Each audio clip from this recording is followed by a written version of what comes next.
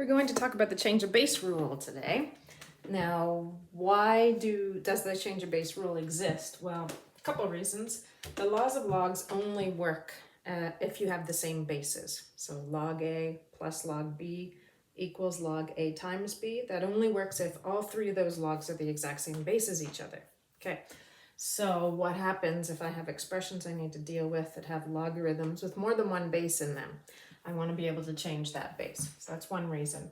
Secondly, if I have a question that I'm not allowed to use a calculator for, okay, so no calculator question, and I have different bases, I want to know how to work with that to change the base.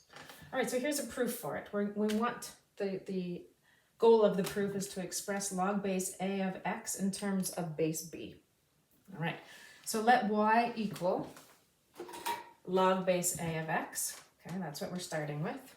Okay, first step is rearrange, I'm missing my E on rearrange to an exponential statement. So right now we have a logarithmic statement. Let's rearrange that into an exponent statement. There's the base, it's A. So A is the base of my exponent.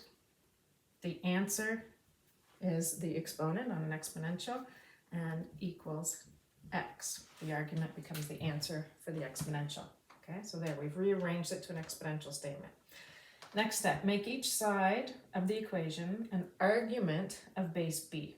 Okay, so we're going to log both sides of the equation now with a base b. And we're making this an argument. A to the power of y is an argument.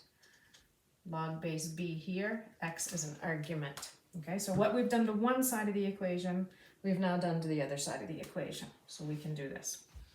All right, next step, bring the power down as a coefficient using law number 3, log law number 3. So y is now a power of this argument, so we can bring that down in front.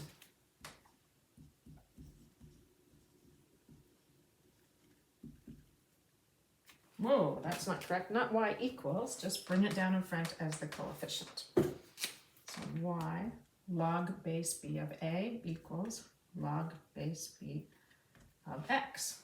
Okay, now we want to isolate y. So to get y by itself, right now it's multiplied by log base b of a.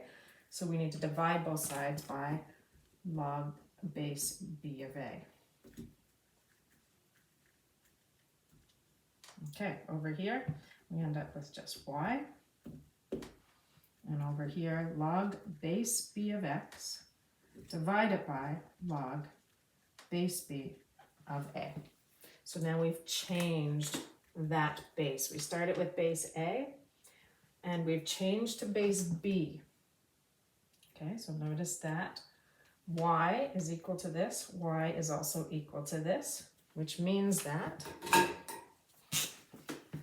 log base A of x is actually equal to log base b of x divided by log base b of a. So notice what is happening here. Notice what parts are changing, what parts are staying the same. So we have a log over here of base a. This is now equal to this. Notice what numbers go where. We have an x here.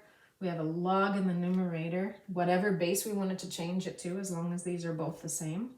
And that number remains up here. Okay, so that goes to the numerator. And down here, our base, our original base, becomes the argument of the logarithm in the denominator. And there is proof.